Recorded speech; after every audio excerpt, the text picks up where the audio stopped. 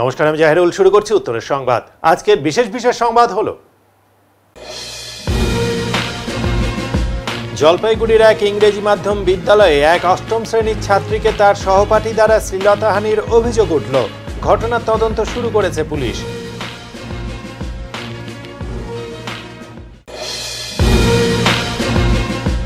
রাজ্যের প্রস্তাবে সাড়া দিয়ে আবহাওয়ার আগাম পূর্বাভাস পাঠানো শুরু করল ভুটান, যার ফলে ডুয়ার্সেন নদীতে হড়বাবান এবং বন্যা প্রতিরোধের কাজে অনেকটাই সুবিধা হবে।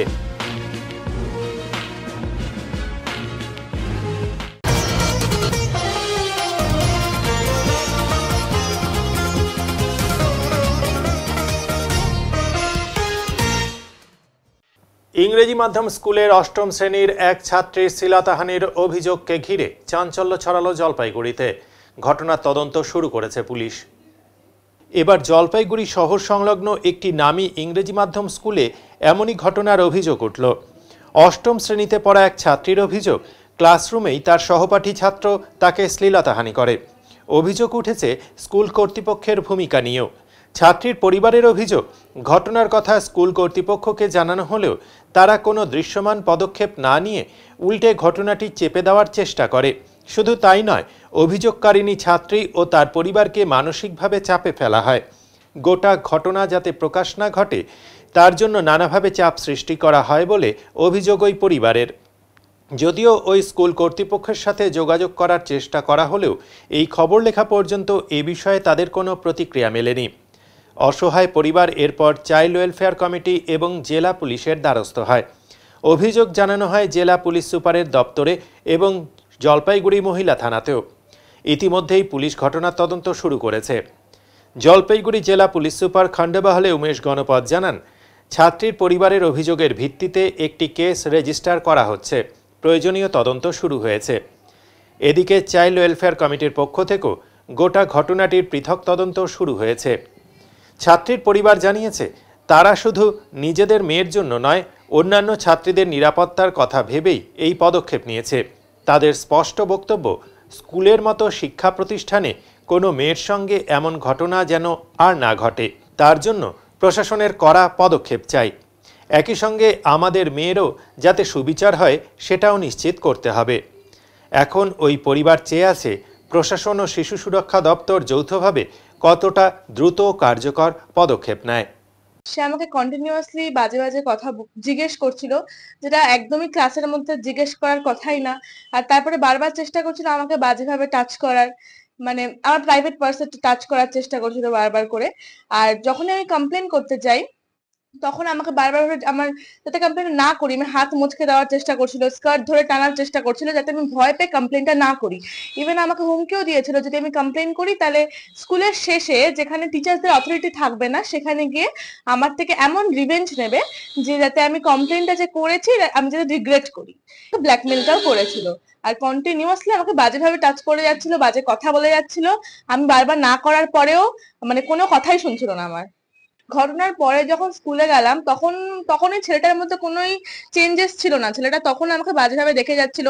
আমি যদিও তাকাইনি ছেলেটার দিকে। আমার অনেক বন্ধুরা বলে যে ছেলেটা নাকি আমার সম্বন্ধে ওদেরকে খারাপ খারাপ কথা বলে, মানে নোংরা কথা বলে, আমার দিকে বাজেভাবে তাকায়। আর সমস্ত টিচার আমি দেখেছি, সমস্ত টিচাররা কোনো রকমই মানে কোনো সাবধানতা ছিল না ওদের মধ্যে। ইভেন কয়েকজন টিচারও ছিল যারা ওই ছেলেটার পাশে আমাকে দ্বিতীয়বার আবার বসানোরও চেষ্টা করেছিল। মানে ওদের মধ্যে কোনোই চেঞ্জেস ছিল না, কারোর মধ্যে চেঞ্জেস ছিল না যে একটা ঘটনা যে ঘটে গেছে মানে কারোর মধ্যে কোনো ইসে ছিল না। তার ঘটনা তো অবশ্যই আতঙ্কিত, কারণ এরকম একটা ক্লাসের মধ্যে এরকম একটা সবার সামনে, সব স্টুডেন্ট টিচারদের সামনে এভাবে একজন নোংরা কাজ করে গেল সেটা। এবং ঘটনার পরে সব ছেলেমেয়েরা আমাকে টিজ করছে, বাজে বাজে কথা বলছে। স্কুলের কোনো প্রতিবাদ নেই। তারা বলছে যে আমি কিছুই করতে পারলাম না, এত বড় ঘটনা ঘটে গেল আমি কিছুই করতে পারলাম না, তারপর আমি এক রাতের জন্য কত টাকা নেব, এবং আরো অনেক নোংরাতম কথাবার্তা বলে যাচ্ছে যেটা সত্যি খুবই বাজে। মানে আমার বাবা মার মুখ থেকে শুনেছি ওরা যখন টিচারদের সাথে মানে কথা বলা, টিচারদের নাকি ফোন করে ওদেরকে থ্রেট দিচ্ছে যে পুলিশে কমপ্লেইন করবে। এটা আমি বাবা মার মুখ থেকেই শুনলাম। হ্যাঁ, আমার তো মনে হয় ওই স্কুলটা যদি মানে ওই স্কুলটা সত্যি মানে মানে আতঙ্কের জায়গা, ডেঞ্জারাস জায়গা, ওখানে কোনো স্টুডেন্ট সেফলি থাকতে পারছে না। আমার মেয়ে এই শহরের একটি বেসরকারি একটা ইংলিশ মিডিয়াম স্কুলে পড়ে। সোমবার 23 তারিখ আমার মেয়ে স্কুলে যায়। সেখানে রোটেশন ওয়াইজ যেহেতু ওদের বসানোর সিস্টেম, আমার মেয়ে সেদিন লাস্টের আগের বেঞ্চে ওর বসার কথা। ও সেখানে বসেছে, ওর বেঞ্চ পার্টনার সেদিন অ্যাবসেন্ট ছিল, ও একাই বেঞ্চে বসেছিল। ওর ঠিক পেছন দিকে দুটি ছেলে বসেছিল, প্রথমে দুটি ছেলে বসেছিল, তারপর ফোর্থ পিরিয়ড থেকে একটি ছেলে বসেছিল। যেই ছেলেটি ফোর্থ পিরিয়ড থেকে আমার মেয়েকে অশ্লীল সব বিভিন্ন বাজে বাজে কথা বলার চেষ্টা করছিল এবং বলছিল। ফোর্থ পিরিয়ডে আমার মেয়ে ভীষণ একটা এম্বারাস একটা সিচুয়েশনে পড়ছে, ওর এইসব নোংরা নোংরা কথা বা অশ্লীল কথা শুনে। তখন ও ফোর্থ পিরিয়ডের পরে তার এক বন্ধুকে জানায় যে আমি এখানে ভীষণভাবে মানে এম্বারাসিং একটা সিচুয়েশনে পড়েছি, ও ভীষণ বাজে বাজে কথা বলছে, আমি জায়গাটা প্লেসটা চেঞ্জ করবো আমার। তো তারপরে ও আবার ক্লাসে জয়েন করে।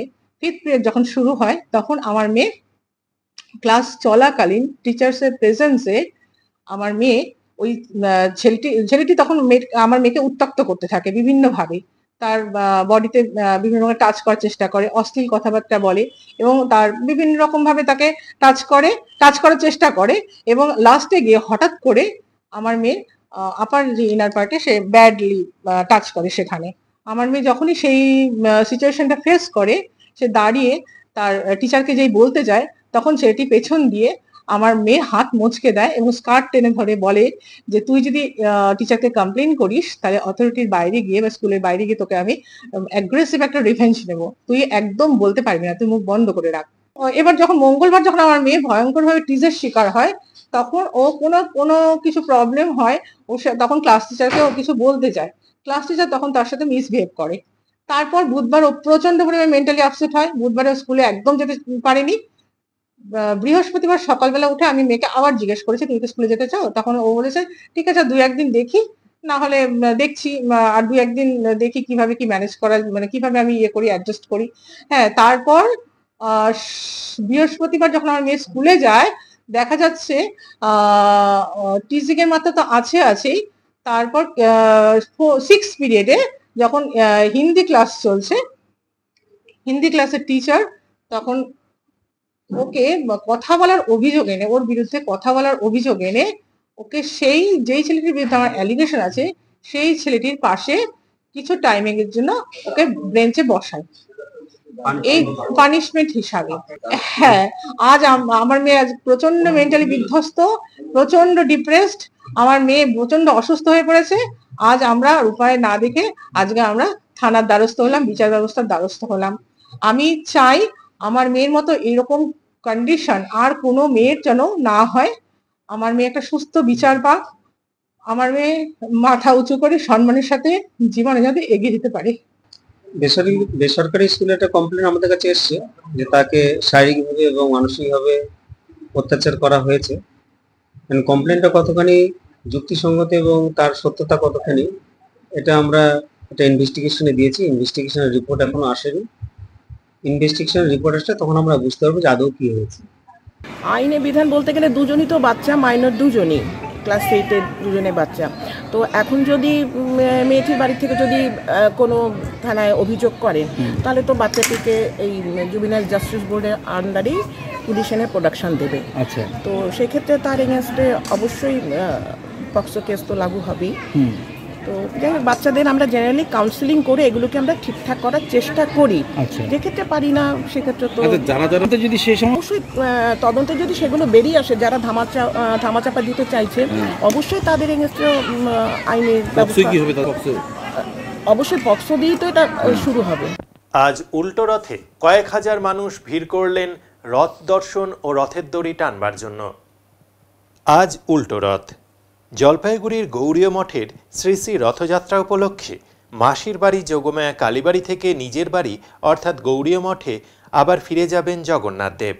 আর সেই উপলক্ষেই আজ যোগমায়া কালীবাড়ি থেকে সেই রথ বের হয়ে শহরের বিভিন্ন জায়গায় ভক্তদের দেখিয়ে ফের গৌড়ীয় মঠে প্রবেশ করে। আর আগামী 1 বছর সেখানেই থাকবেন জগন্নাথ দেব। এর পাশাপাশি জলপাইগুড়ি শহরের আরেকটি বড় রথ, সেটিও যোগমায়া কালীবাড়ি থেকে বের হয়ে জলপাইগুড়ি শহরের বিভিন্ন পথ পরিক্রমা করে। সেখানেও অসংখ্য মানুষের ভিড় ছিল।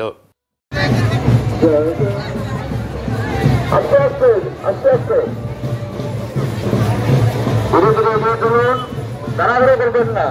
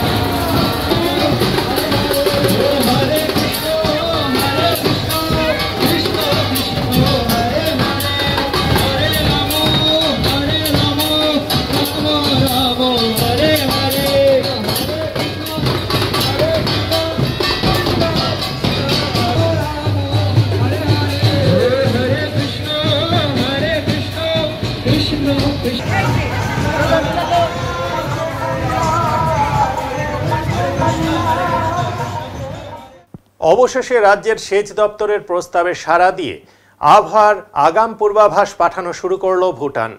এর ফলে উত্তরবঙ্গের বন্যা পরিস্থিতি সামলানো অনেকটাই সম্ভব হবে। আগামী দুদিন মেঘাচ্ছন্ন আকাশ, হালকা বৃষ্টির পূর্বাভাস রয়েছে ভুটানে, জানিয়েছে ভুটানের national centre for hydrology and metrology দপ্তর। এখন থেকে এই তথ্য 72 ঘন্টা আগেই পেয়ে যাবে সেচ দপ্তরের উত্তর পূর্ব বিভাগ। এতে ডুয়ার্সেন নদীতে হরপাবান এবং বন্যা প্রতিরোধের কাজে অনেকটাই সুবিধা হবে বলে মনে করা হচ্ছে। এলাকার মানুষকে বন্যার আগেই নিরাপদে সরিয়ে নিয়ে যাওয়া যাবে।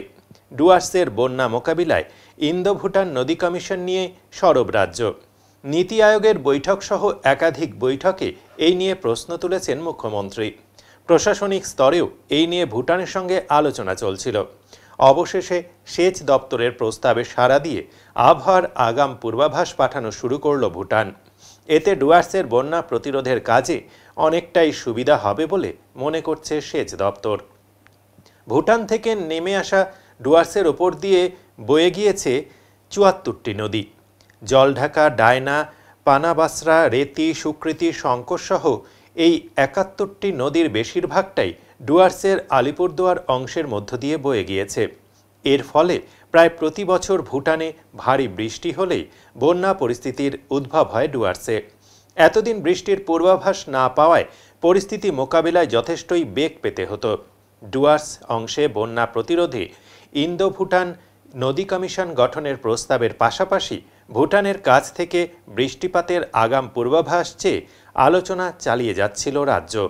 অবশেষে আলোচনায় সাড়া দিয়ে তথ্য সরবরাহ শুরু করল ভুটান। ভারতের আবহাওয়া বিভাগের আইএমডির মতো ৭২ ঘন্টা আগে থেকে ডুয়ার্সের অংশের ৬টি স্টেশন থেকে আবহাওয়ার পরিস্থিতির পূর্বাভাস পাঠানো শুরু করল ভুটানের national centre for hydrology and metrology দপ্তর। আশঙ্কা অনেক রয়েছে। এবারে বর্ষাটা একটু ডিস্ট্রিবিউশনটা আগে থেকে শুরু হয়েছে। এপ্রিল এবং মে মাসে যথেষ্ট সাওয়ার হয়ে গেছে। জুন মাসটা প্রায় খরাতেই চলে গেল। এবার আমাদের কাছে আশঙ্কা আছে জুলাই বা আগস্টে একটা বড় কিছু লাগাতার হতে পারে। আমরা প্রিপেয়ার্ড আছি তার জন্য। বর্ষার এমনি টাইম ফ্রেমটা কতদিন থাকবে? সেপ্টেম্বর? আমাদের 31 অক্টোবর অবধি অফিসিয়ালি আছে। আমাদের কন্ট্রোল রুমও চালু থাকবে। প্রয়োজন করলে বাড়াবো। অক্টোবর পর্যন্ত কোনো সময় গ্লোবাল ওয়ার্মিংয়ের জন্য সব কিছু সিজন শিফট হচ্ছে, প্রয়োজন করলে আমরা বাড়াবো, সেরকম কোনো খবর থাকে আমরা পাচ্ছি। যেমন ইন্ডিয়াতে IMD আছে, ওদের এখানে আছে national centre for hydrology and meteorology থিম্পুতে, এটা 72 ঘন্টার ফোরকাস্ট আমরা পাচ্ছি, ওরা আমাদের শেয়ার করছে থ্রু CWC। প্রতিদিন আমরা এটা পাবো, এটা দিয়ে আমাদের অনেকটাই সুবিধা হবে, আমরা অ্যালার্ট হতে পারবো, আমরা কিছু প্রিপারেশনারি মেজার বা মেটেরিয়াল মোবিলাইজ করতে পারবো বা ডিস্ট্রিক্ট অ্যাডমিনিস্ট্রেশনকে জানিয়ে দেবো, যাতে করে গিয়ার আপ হয় যদি কোনো ডিভাস্টেশন বা অন্য কিছু আশঙ্কা থাকে। ডেফিনেটলি এটা আমাদের হেল্প করবে। হ্যাঁ, সেগুলো আছে, ওই যে নামগুলো দিলাম, ডিস, রেতি স্বীকৃতি, আমাদের আরও কিছু প্রসপেক্ট আমরা স্টাডি করছি। আচ্ছা, অবভিয়াসলি আমরা ফলো আপ হবে। রেতি স্বীকৃতি, তারপরে ঘিস, ওদিকে ডুইন্ডিমা, বাসরা, পানা, তোষা, এগুলো কি নিজেরাই দেখবেন নাকি MPDCL-কে দেখবেন? এগুলো ডিপার্টমেন্ট ডিসাইড করবে। ডিপার্টমেন্ট যদি অথরিটি দেয় আমরা নিজেরাও করতে পারি।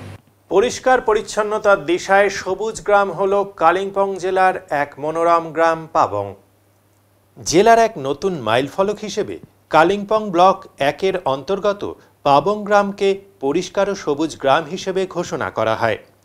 জেলা শাসক বালাসুব্রমণ্যম টি ও বিধায়ক রুডেন সাদা লেপচা যৌথভাবে এই সম্মানসূচক ফলক উন্মোচন করেন। সমালবুং গ্রাম পঞ্চায়েতের অন্তর্গত এই গ্রাম এখন এক উন্নয়নমুখী পরিবেশ বান্ধব মডেল গ্রামে পরিণত হওয়ার পথে। গ্রামবাসীদের সক্রিয় অংশগ্রহণে এবং প্রশাসনের সমন্বয়ে পাবং গ্রাম চলছে প্লাস্টিক মুক্ত পরিবেশ গড়ে তোলার চেষ্টা। গ্রাম জুড়ে ডাস্টবিন স্থাপন করে বর্জ্য ব্যবস্থাপনা শক্তিশালী করা হয়েছে। প্লাস্টিক ব্যবহার বন্ধে বাড়ি বাড়ি প্রচার, সচেতনতা শিবির এবং ছাত্রছাত্রীদের মধ্যে সচেতনতা বৃদ্ধির উদ্যোগও নেওয়া হয়েছে। এই উপলক্ষে এক বৃক্ষরোপণ কর্মসূচিও আয়োজিত হয়, যাতে স্কুল পড়ুয়া, স্থানীয় বাসিন্দা ও সরকারি আধিকারিকরা অংশগ্রহণ করেন। এদিনই নিচু পাবং এলাকায় একটি কমিউনিটি হল নির্মাণ ও গ্রামের অভ্যন্তরীণ রাস্তাগুলি সংস্কারের দাবি ওঠে। জেলা প্রশাসন সেই দাবির বিষয়ে ইতিবাচক আশ্বাস দিয়েছেন বলে জানা গিয়েছে। পাশাপাশি পাবং থেকে চারখোল পর্যন্ত রাস্তা পুনর্নির্মাণের কাজ শুরু হয়েছে। এই কাজ শেষ হলে গ্রামের যাতায়াত ব্যবস্থা আরও উন্নত হবে বলে আশা করছেন স্থানীয়রা। সেখানে প্লাস্টিক বিরোধী তথ্যচিত্র প্রদর্শন, স্বাক্ষর সংগ্রহ অভিযান ও গাছের চারা বিতরণ করা হয় ছাত্রছাত্রী ও সাধারণ মানুষের মধ্যে। জেলা প্রশাসনের সক্রিয়তায় কালিম্পং জেলায় এখন স্বচ্ছ ভারত মিশনের লক্ষ্য বাস্তবায়নে প্রতিটি গ্রামকে প্লাস্টিক মুক্ত, পরিচ্ছন্ন ও পরিবেশ বান্ধব করে তুলতে ধারাবাহিক প্রচেষ্টা চালানো হচ্ছে। পরিবেশপ্রেমী স্বরূপ মিত্র বলেন, পাহাড় সবসময় পরিষ্কার থাকে, এই গ্রামকে দেখে অন্য গ্রাম শিখবে, এর ফলে আরও সবুজে ভরে যাবে পাহাড়। ঘুরতে আসা পর্যটক অভিজিৎ মালাকার বলেন, ঘুরতে এসে খুব ভালো লাগছে, সব কিছু পরিষ্কার পরিচ্ছন্ন, ঘুরতেও ভালো লাগে এই পরিবেশে। আশা করি এই গ্রাম থেকে অন্য গ্রাম এখন থেকে পরিষ্কারের পথে হাঁটবে। এতে আমরা খুবই খুশি, কারণ পাবং আমাদের বাড়ির সামনেই একটা সুন্দর পাহাড়ি গ্রাম। একটা সরকারিতে পরিষ্কার পরিচ্ছন্ন হিসেবে যে স্বীকৃতি পেয়েছে, খুবই ভালো লাগছে আমাদের। কারণ এই পাবং দেখে অন্যান্য গ্রাম পাহাড়গুলো বুঝতে পারবে, যে মানে চেষ্টা করবে যে সবসময় পরিষ্কার পরিচ্ছন্ন রাখার। কি কি দেখলেন এখানে? খুবই সুন্দর, রাস্তার পাশে যেরকম প্রত্যেকটা কিছুটা ডিস্টেন্সে ডাস্টবিন রাখা আছে, ওখানে সবাই পাবলিককেও বলা হচ্ছে যে কেউ রাস্তায় কিছু ফেলবেন না, সব ডাস্টবিনে ফেলবে। এইগুলো দেখে আরো ভালো লাগছে, একদম সবুজে হয়ে আছে পাবং গ্রামটা। এই যে ঘুরতে এলেন, কি দেখলেন, মানে কিরকম লাগছে নিজেকে? অবশ্যই খুবই ভালো। এই গরমে আমাদের সমতল থেকে পাহাড়ে আসার একটাই ইয়ে যে পরিষ্কার পরিচ্ছন্ন সবুজ ঘেরা পাহাড়, আর বর্ষার পাহাড় তো আলাদাই মজা। আর তার মধ্যে এখন এত পরিষ্কার পরিচ্ছন্ন, খুবই ভালো লাগছে। এটা কি পরিবেশ দূষণ মুক্ত হবে একটু? অবশ্যই। আমরা তো প্লাস্টিক সবাই অ্যাভয়েড করে চলি না, প্লাস্টিক মানে সবাইকে বলা হয় যে প্লাস্টিক যেখানে সেখানে ফেলবেন না, ইউজ করা বন্ধ করার জন্য। তো এখানে এই উদ্যোগটা নিয়ে হয়েছে, আর পাবং গ্রামটা এত সুন্দর হয়েছে, তো আমরাও খুব খুশি। আপনার নাম? অভিজিৎ মালাকার। নমস্কার, আমি স্বরূপ মিত্র। অ্যাকচুয়ালি আমাদের কালকে যেটা আমরা জানতে পেরেছি যে পাবং গ্রামে প্লাস্টিক ফ্রি জোনের জন্য আমাদের সরকার থেকে তাদেরকে একটা ফার্স্ট প্রাইজ এবং তাদেরকে সংবর্ধনা দিয়েছে। তো আমি বলবো যে পাহাড় সবসময় পরিষ্কারই থাকে, আমাদের সমতলকে অবশ্যই পাহাড়ের থেকে শিখতে হবে যে কীভাবে ওরা প্লাস্টিক ছাড়া থাকে। এবং তার সাথে আমি আরও একটি কথা বলবো যে এরকম এই ধরনের মানে প্রাইজ বা এই ধরনের অ্যাওয়ার্ড করাতে কিন্তু শুধু এই গ্রাম না, পুবুংকে দেখে কিন্তু অন্য অন্য পাহাড়ের গ্রামরাও খুব উৎসাহী হবে। আমি আশা যে আগামী দিনে অন্য অন্য গ্রামরাও এই গ্রিন জোন মানে গ্রিন মুভমেন্টের দিকেই আগাবে। জলপাইগুড়ি জেলার পাহাড়পুর গ্রাম পঞ্চায়েতের কারবালার মাঠে আগামীকাল অনুষ্ঠিত হবে সম্প্রীতির উৎসব। জলপাইগুড়ি জেলার পাহাড়পুর গ্রাম পঞ্চায়েতের কারবালার মাঠ যেন প্রতি বছর এক অনন্য সম্প্রীতির মিলন ক্ষেত্রে পরিণত হয়। মহরমের এই দিনটি শুধু শোক ও স্মৃতির নয়, এই দিনটি হয়ে ওঠে সাম্প্রদায়িক সম্প্রীতির এক উজ্জ্বল দৃষ্টান্ত। আগামীকাল পালিত হতে চলা এই অনুষ্ঠান ঘিরে গ্রামে এখন থেকেই উৎসবের আমেজ। মুসলিম সম্প্রদায়ের মহরম পালনের পাশাপাশি হিন্দু ধর্মাবলম্বীরাও এই দিন নিজেদের দেবদেবীর পুজোয় অংশগ্রহণ করে থাকেন। ভিন্ন ধর্মের মানুষ একত্রে নিজেদের রীতিনীতি মেনে উৎসবে অংশগ্রহণ করেন। যেন বিভেদের দেয়াল ভেঙে মানবতার বন্ধনেই বাধা পড়েন সবাই। কারবালা মাঠে প্রতি বছরই উপচে পড়া ভিড় দেখা যায়। শুধু স্থানীয় বাসিন্দা নয়, আশেপাশের বহু মানুষ এই বিরল দৃশ্যের সাক্ষী হতে হাজির হন এখানে। হিন্দু মুসলিম মিলনের এই পরম্পরা যেন এক অমলিন বার্তা দেয়, ধর্ম নয় মানুষের মধ্যে সম্পর্ক গড়ে ওঠে হৃদয়ের টানে, সম্প্রীতির বন্ধনে। সবাইকে প্রথমে আমি সালাম জোহার নমস্কার জানাই।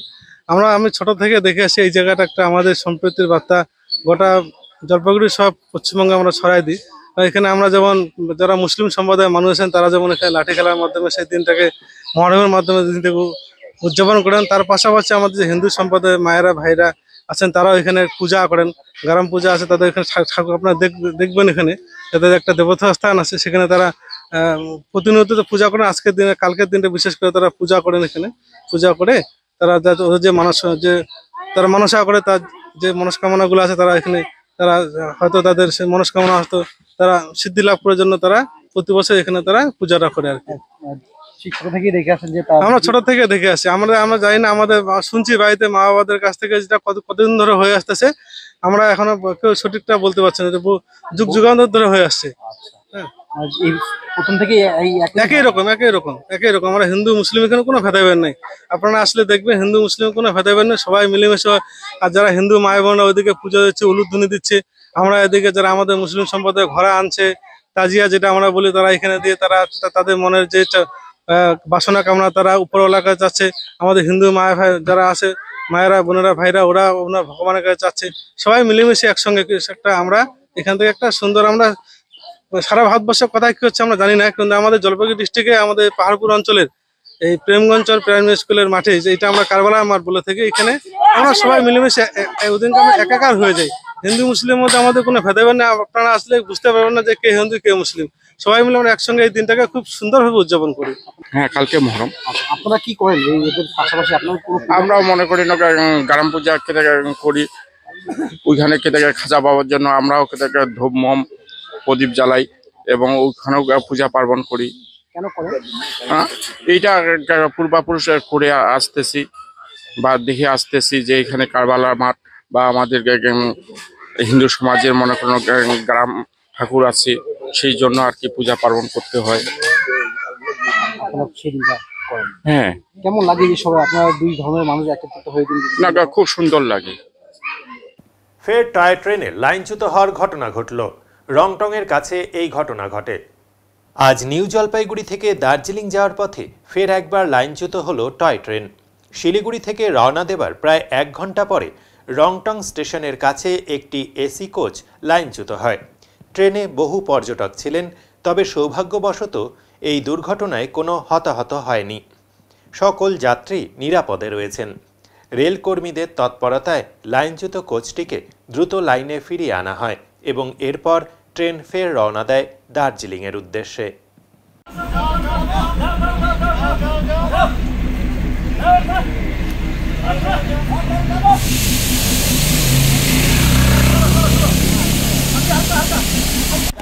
আবার টয় ট্রেন লাইনচ্যুত রংটংয়ের রাস্তা।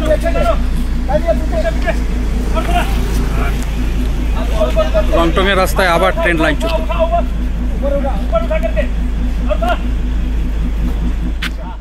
জাতীয় সড়কে একটি বেসরকারি বাস ও সরষের তেলের ট্যাঙ্কারের মধ্যে সংঘর্ষে উত্তেজনা ও আতঙ্ক ছড়ালো জলপাইগুড়ির বালাপাড়া এলাকায়। শনিবার জলপাইগুড়ি বালাপাড়া এলাকায় জাতীয় সড়কে একটি যাত্রীবাহী বেসরকারি বাস ও সরষের তেলের ট্যাঙ্কারের মধ্যে পাশাপাশি সংঘর্ষ হয়।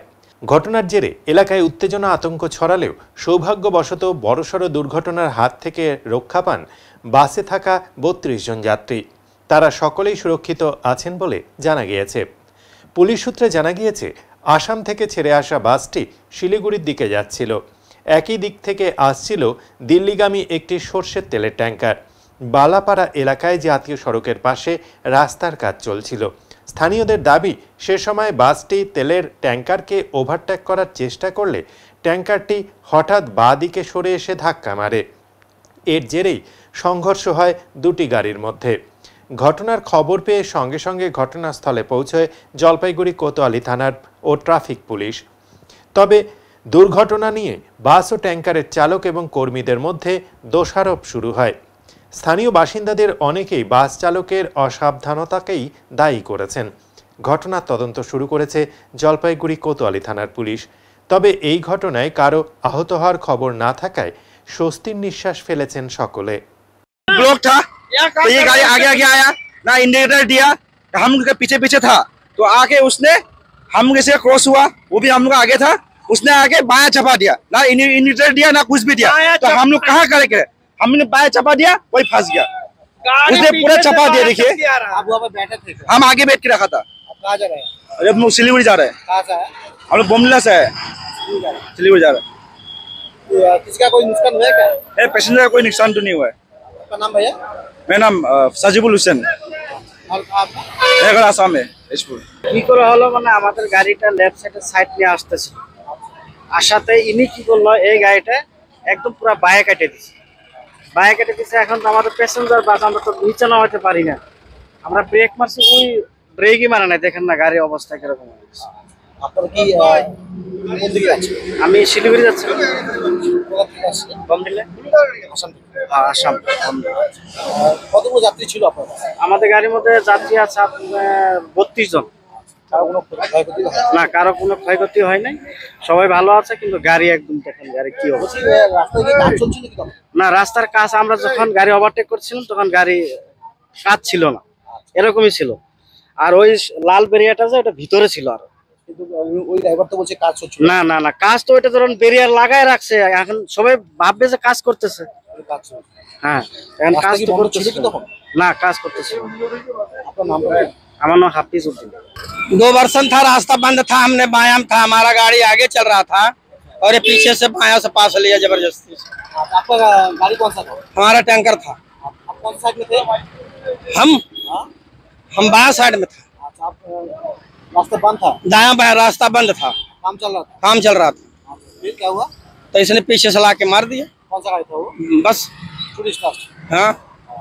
इसका कोई नुकसान हुआ है क्या आपका? किसका? आपका? हमारा नुकसान हुआ है, पाइपलाइन टूट गया, बरगाट टूट गया, तेल गिर रहा है।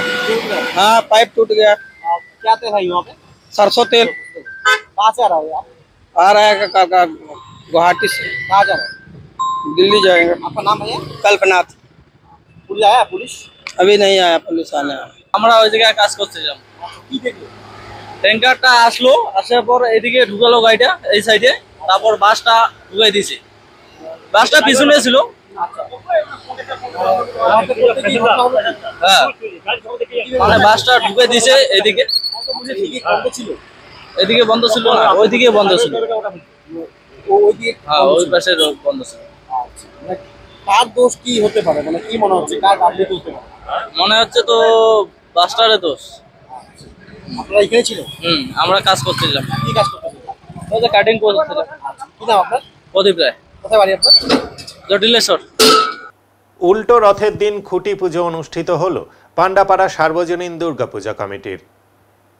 দুর্গা মায়ের অনন্তা রূপ দিয়ে তৈরি থিম পান্ডাপাড়া সার্বজনীন দুর্গাপূজা কমিটির এবারের ৯৭তম বছরে। আজ খুঁটি পূজার মাধ্যমে সেই পুজোর শুভ সূচনা করা হয়। উল্টো রথের দিনে খুঁটি পুজো সম্পন্ন করেন ক্লাবের সদস্যরা। আর এই খুঁটি পুজো সম্পূর্ণ করতে পান্ডাপাড়া সার্বজনীন দুর্গাপূজা কমিটির সকল সদস্যরা উপস্থিত হয়েছিলেন। এবার তাদের পুজো ৯৭তম বছরে পদার্পণ করল। বাজেট প্রায় ২২ লক্ষ টাকা। এবার মাটি ও বাঁশ দিয়ে তৈরি তাদের প্যান্ডেলটি সুসজ্জিতভাবে তৈরি করা হবে। দুর্গা প্রতিমার ১০৮টি রূপের মধ্যে একটি রূপ অনন্তার রূপ তুলে ধরবেন এবার পান্ডাপাড়া সার্বজনীন দুর্গাপূজা কমিটির সদস্যরা। খুঁটি পুজো হলো কি থিম এবারে, কত বাজেট কত আর কি বিষয় যদি আমাদের থিমটা হচ্ছে কি বলে মায়ের দেবী মায়ের ১০৮টা রূপ, তার রূপের মধ্যে একটি রূপ হচ্ছে অনন্তা। অনন্তার অর্থ হচ্ছে অপরূপ সুন্দরী। মায়ের রূপের তুলনা নেই, সেই রূপ নিয়ে কোনো আলোচনাও নেই। তা আমাদের প্যান্ডেলটা তৈরি হচ্ছে মৃত্তিকা ভালো, মাটির ভালো হচ্ছে মৃত্তিকা। মায়ের পূর্ণ রূপ দেওয়া হয় মাটি দিয়ে। এবং কি বলে আমাদের প্যান্ডেলটি তৈরি হবে বাঁশ, কাঠ এবং মাটির পুতুল, বাঁশের পুতুল দিয়ে। আজকে আমরা ছোটোবেলায় দেখছি যে মাটির পুতুল এবং বাঁশের কাজ আমরা বিভিন্ন মেলায় দেখতে পেতাম, এবং বিশেষ করে জলপাইগুড়িতে যারা পুরনো যারা আছেন, আশ্রমের মেলা বলে একটা বড় মেলা ছিল, সেখানে মাটির পুতুল। আপনাদের বাজেট কত?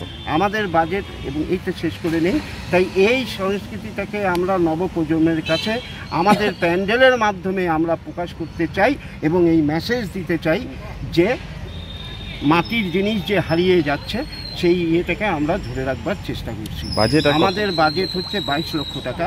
হ্যাঁ, কততম কি বলছেন? কততম পুজো আপনাদের? এটা হচ্ছে ৯৭তম। বলছি যে আপনাদের লাইট নগর বাইরে চন্দননগর নেই, আমাদের লাইট হচ্ছে নর্মালি, যেহেতু প্যান্ডেলটা আমাদের বড় হয়, লাইটটা আমরা অতটা ইয়ে করি না। যতটুকু প্যান্ডেলের ভেতরে প্রচুর লাইট আছে, বাইরেও আমাদের লাইট থাকে। এখন নিয়ে নিচ্ছে ছোট্ট একটি বিরতি, ফিরে আসবো আরও খবর নিয়ে, সঙ্গে থাকুন। সব সময় সব দিকের সব খবর পেতে সাবস্ক্রাইব করুন, বেল আইকনটি প্রেস করে আপডেট থাকুন।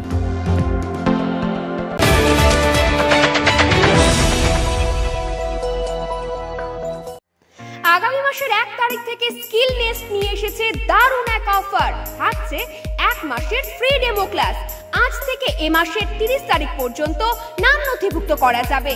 আমাদের এখানে nursery to class 4 all subject, class 5 to class 6 all arts group including Bengali, history, geography, Sanskrit এবং ক্লাস 7 থেকে ক্লাস 10 অল সাবজেক্ট যত্ন সহকারে পড়ানো হয়। আরো বিস্তারিত জানতে আজই আসুন স্কিল নেস্ট, নয়াবস্তি, ১ নম্বর ঘুমটি, জলপাইগুড়ি। যোগাযোগের নাম্বার 7602790567।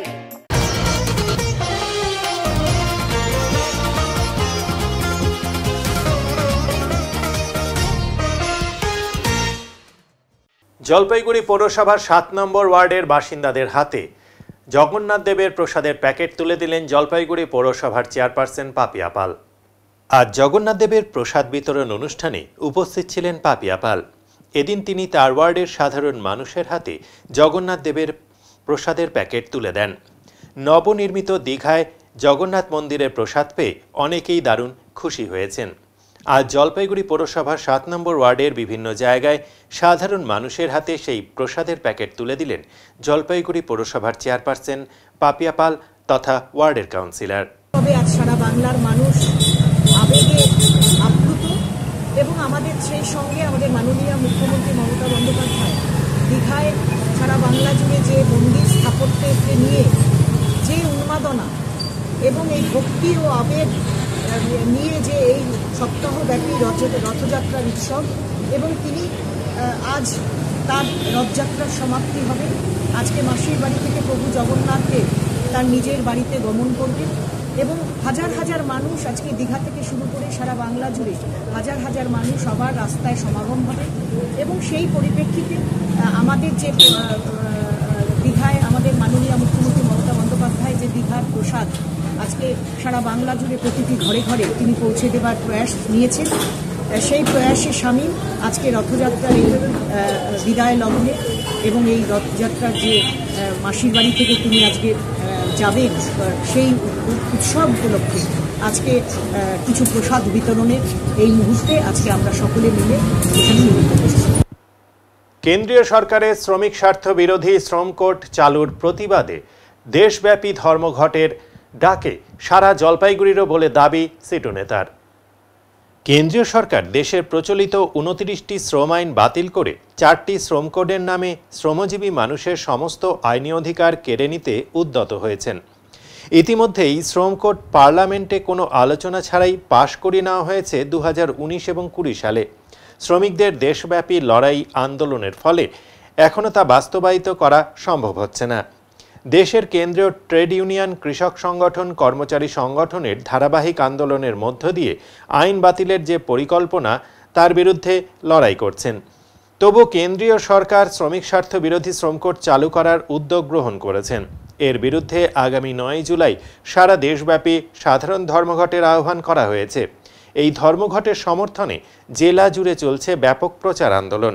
অফিস আদালতের পাশাপাশি কোল্ড স্টোরেজের শ্রমিক, টোটো চালক, চা শ্রমিক, বাগান শ্রমিক সকলেই এই লড়াই আন্দোলনে সামিল হয়েছে বলে সিআইটিইউ নেতা কৃষ্ণ সেন জানিয়েছেন।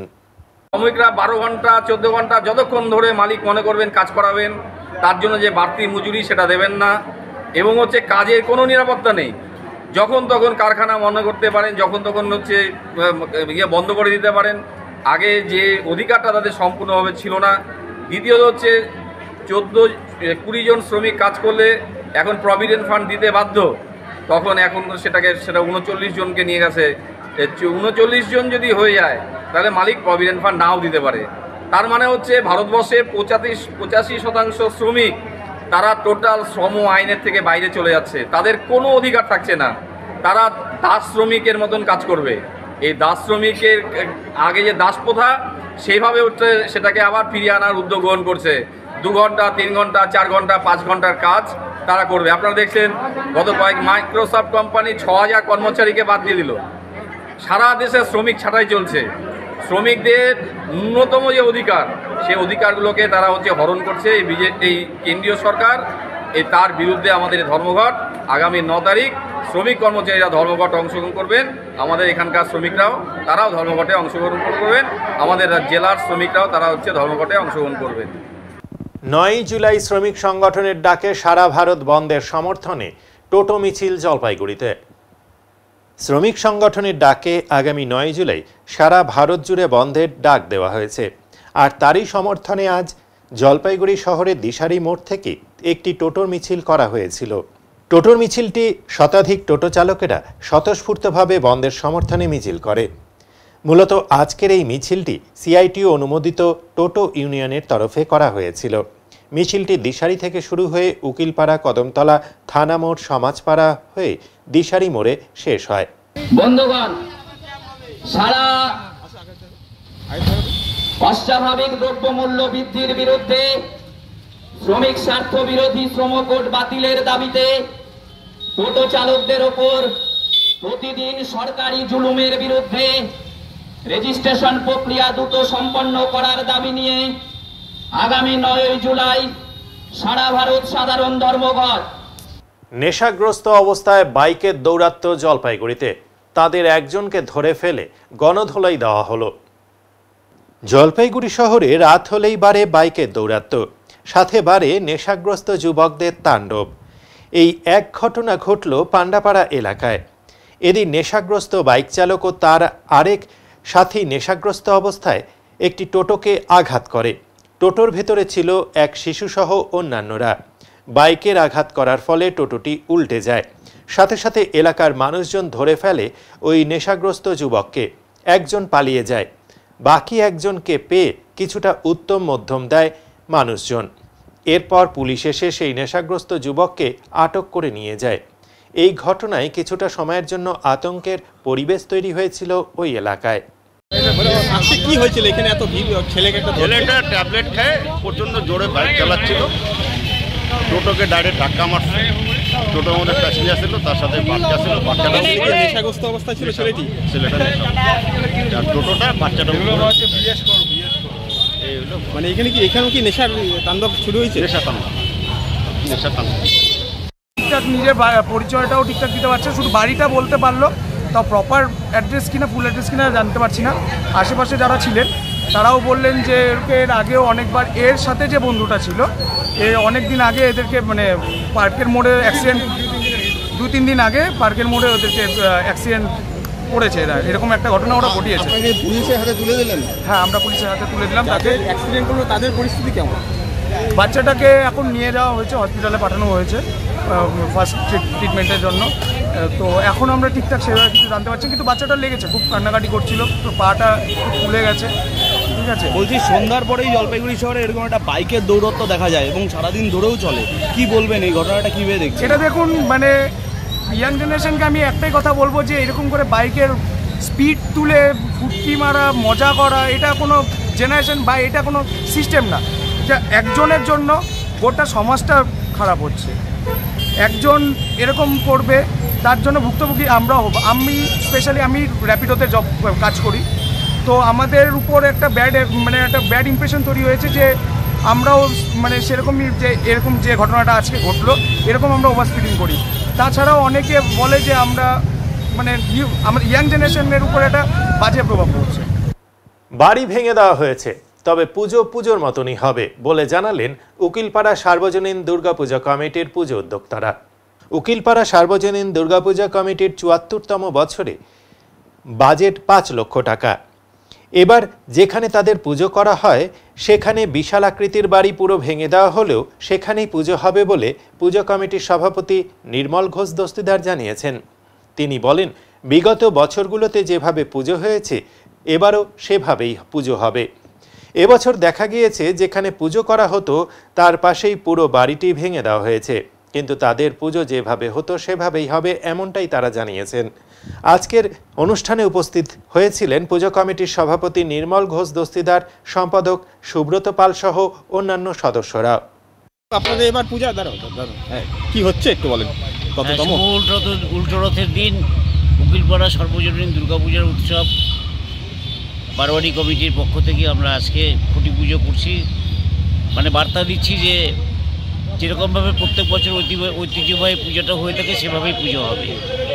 একটা নতুনত্ব এবার দেখতে পাচ্ছেন, যে বিল্ডিংটা ছিল পেছন দিকে পশ্চিম দিকে সেই বিল্ডিংটা নেই, তা সত্ত্বেও আমরা যেখানে পুজো হয় সেখানেই পুজো করছি। গোটা পুজোর মরশুম সকলের যেন ভালো কাটে, উকিলপাড়া সর্বজনীন দুর্গাপূজা কমিটির সদস্যদের পক্ষ থেকে আমরা সেটাই চাইছি। কততম বাজেট আর কততম? 74 বাজেট কত রাখছেন? 84 লাখ টাকা। বললাম যে আপনাদের এখানে তো অনেকটাই ভাঙা অবস্থা দেখা যাচ্ছে, পূজা কোথায় করবেন? যেখানে পুজো হতো সেখানেই পুজো হচ্ছে। এই যে আপনাদের সামনে তাকানোই আছে উকিলপাড়া সংরক্ষিত স্থান, তা কোনো অসুবিধা নেই। যেরকমভাবে প্রত্যেকবার পুজো হতো সেরকমভাবেই হবে। প্রত্যেককে সকলকে অংশ নিতে বলা হয়েছে, কোনো অসুবিধা নেই। মালিক পক্ষের সঙ্গে কথা হয়েছে, পুজো আমরা এখানেই করছি। মানে এটা কি সারা বছরই এখানেই করবেন, প্রতি বছরই? সেরকমই ঠিক আছে, আলোচনা চলছে, আরও আলোচনা হবে, আপাতত কোনো সমস্যা নেই। সাইবার প্রতারণা চক্রের 3 পাণ্ডাকে ফুলবাড়ি ও ডাবগ্রাম থেকে গ্রেপ্তার করল কলকাতার বিধাননগর থানার পুলিশ। প্রতিনিয়ত বাড়ছে সাইবার প্রতারণা। শুধুমাত্র সামান্য কিছু অর্থের প্রলোভনে নিজের অ্যাকাউন্ট ভাড়া দিয়ে সর্বশান্ত হচ্ছে সাধারণ মানুষ। ভিন রাজ্যের এই প্রতারণা চক্র সক্রিয় বর্তমানে এ রাজ্যেও। এমনই এক প্রতারণা চক্রের 3 পাণ্ডাকে এনজেপি থানার পুলিশের সহযোগিতায় ফুলবাড়ি ও ডাবগ্রাম থেকে গ্রেপ্তার করল কলকাতা বিধাননগর থানার পুলিশ। ধৃতদের জলপাইগুড়ি আদালতে পাঠানো হয়। সেখান থেকেই ট্রানজিট রিমান্ডের মাধ্যমে নিজেদের হেফাজতে নেবে বিধাননগর পুলিশ। নাসির আহমেদ রুকসার বিবি ফুলবাড়ির পশ্চিম ধনতলা নিবাসী ও রনি রানা ডাবগ্রাম স্যাটেলাইট টাউনশিপ নতুন বস্তির বাসিন্দা।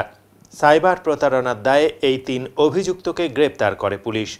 বিধাননগর পুলিশ সূত্রে জানা গিয়েছে, গত 2022 সাল ও 2024 সালে বিধাননগর থানার সাইবার ক্রাইমের কাছে 12 লক্ষ ও 4 লক্ষ টাকা প্রতারণার অভিযোগ দায়ের হয়। সেই অভিযোগের ভিত্তিতে তদন্তে নামে কলকাতা বিধাননগর পুলিশ। নানান সূত্র ধরে অবশেষে শিলিগুড়ি সংলগ্ন ফুলবাড়ি ও ডাবগ্রাম থেকে ওই 3 জনকে গ্রেপ্তার করে তারা। তবে তাদের কাছ থেকে কোনো অর্থ উদ্ধার হয়নি। পুলিশ সূত্রে আরও জানা গিয়েছে, একটি প্রতারণা চক্র দীর্ঘদিন ধরেই সাধারণ মানুষের অ্যাকাউন্ট হ্যাক করে সেই অ্যাকাউন্ট থেকে টাকা তুলে বিভিন্ন ভাড়া নেওয়া অ্যাকাউন্টে সেই অর্থগুলি রেখে দিত। তার বিনিময়ে অ্যাকাউন্ট ভাড়া বাবদ কিছু টাকা সেই অ্যাকাউন্ট হোল্ডারকে দেওয়া হয়। পুলিশের অনুমান ধৃত এই 3 জন সেই ধরনের কোনো কর্মকাণ্ডের সঙ্গে জড়িত। এদের সূত্র ধরেই এই চক্রের মূল পাণ্ডার খোঁজ শুরু করবে পুলিশ।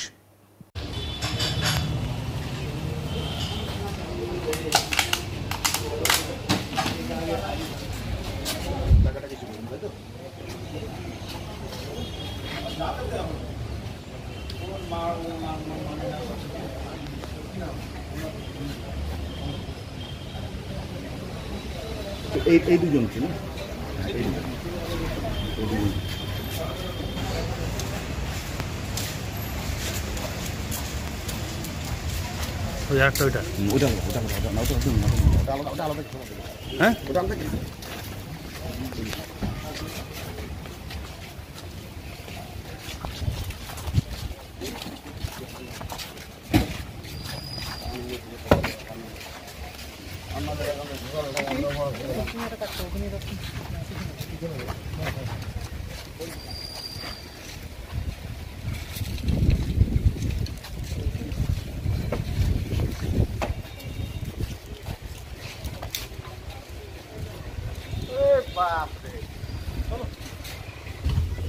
চলো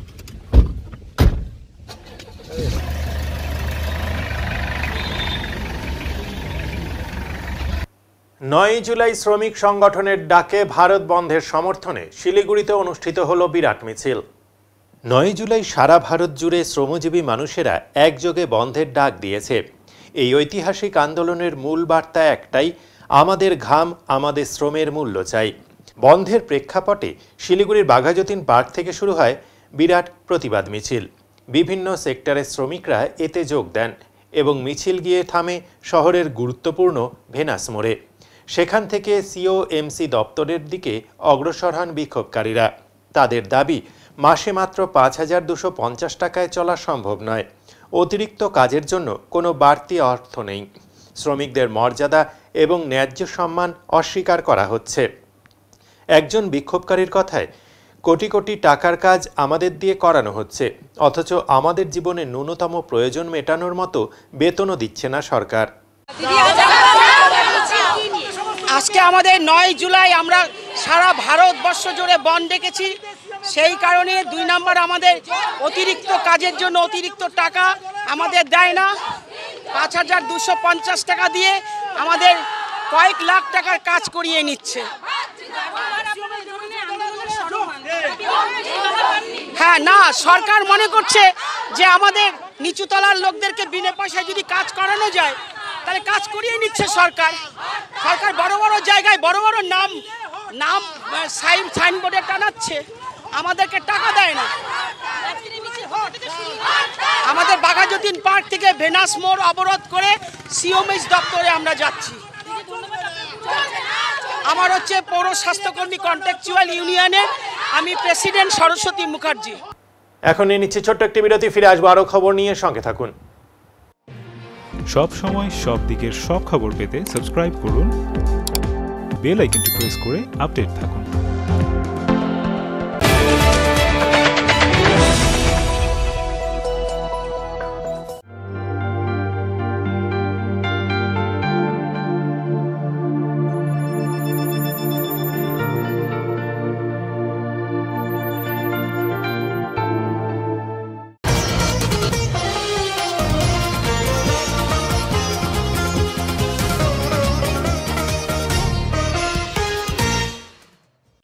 গরুবাথান ব্লকের ফাগু চা বাগান থেকে এক বিশাল অজগর উদ্ধারকে ঘিরে চাঞ্চল্য এলাকায়।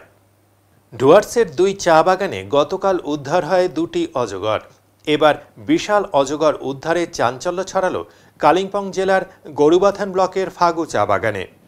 শনিবার সকালে শ্রমিকেরা কাজে গিয়ে চা বাগানের পাশের এক ঝোড়ার মধ্যে প্রায় 15 ফুট লম্বা একটি অজগর দেখতে পান। সাপটিকে দেখে আতঙ্কিত হয়ে পড়েন তারা। খবর দেওয়া হয় গরুবাথান বন দপ্তরের কর্মীদের। বনকর্মীরা এসে দীর্ঘ প্রচেষ্টার পর অজগরটিকে সাফল্যের সঙ্গে উদ্ধার করেন। বন দপ্তরের প্রাথমিক অনুমান, খাবারের খোঁজেই অজগরটি পাহাড় থেকে নিচে চা বাগানের দিকে নেমে আসে। উদ্ধারের পর দেখা যায় সাপটি সুস্থ এবং আঘাতহীন। তাই বনকর্মীরা তাকে পুনরায় পাহাড়ের গভীর জঙ্গলে ছেড়ে দেন। ঘটনার পর এলাকায় চা শ্রমিকদের মধ্যে আতঙ্ক ছড়িয়ে পড়ে। তবে বন দপ্তরের তরফে শ্রমিকদের আশ্বস্ত করা হয়েছে অজগরটি চা বাগানে আর নেই এবং তারা চা বাগানে নজরদারি বাড়াবে।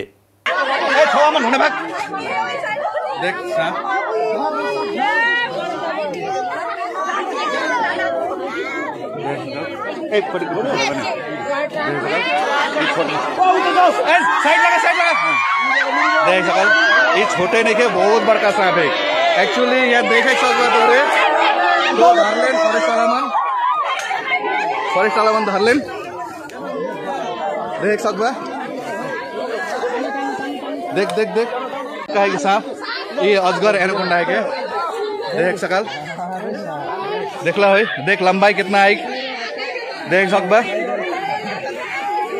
देखला सांप इन फागु का 9 नंबर है के ये अजगर है के means Python anything Python could be forest वाला का पूछल जाए सकल काहे के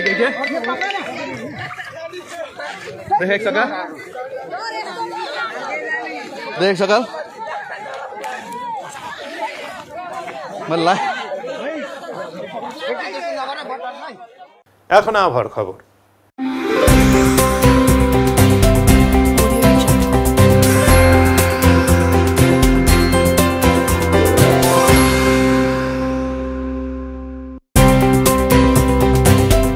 কেন্দ্রীয় আবহাওয়া দপ্তরের জলপাইগুড়ি কেন্দ্র থেকে পাওয়া তথ্য অনুযায়ী শনিবার দিনের সর্বোচ্চ তাপমাত্রা ছিল 33.1 ডিগ্রি সেলসিয়াস ও সর্বনিম্ন তাপমাত্রা ছিল 25.8 ডিগ্রি সেলসিয়াস।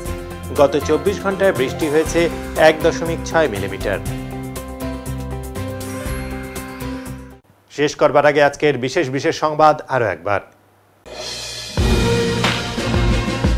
জলপাইগুড়ির এক ইংরেজি মাধ্যম বিদ্যালয়ে এক অষ্টম শ্রেণীর ছাত্রীকে তার সহপাঠী দ্বারা শ্লীলতাহানির অভিযোগ উঠল। ঘটনার তদন্ত শুরু করেছে পুলিশ।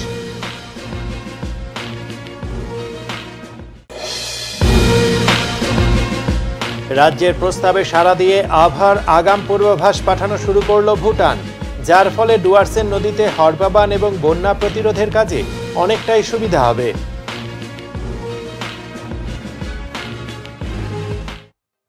উত্তরমন পরিবেশিত উত্তরের সংবাদ এখনকার মতো এ পর্যন্তই।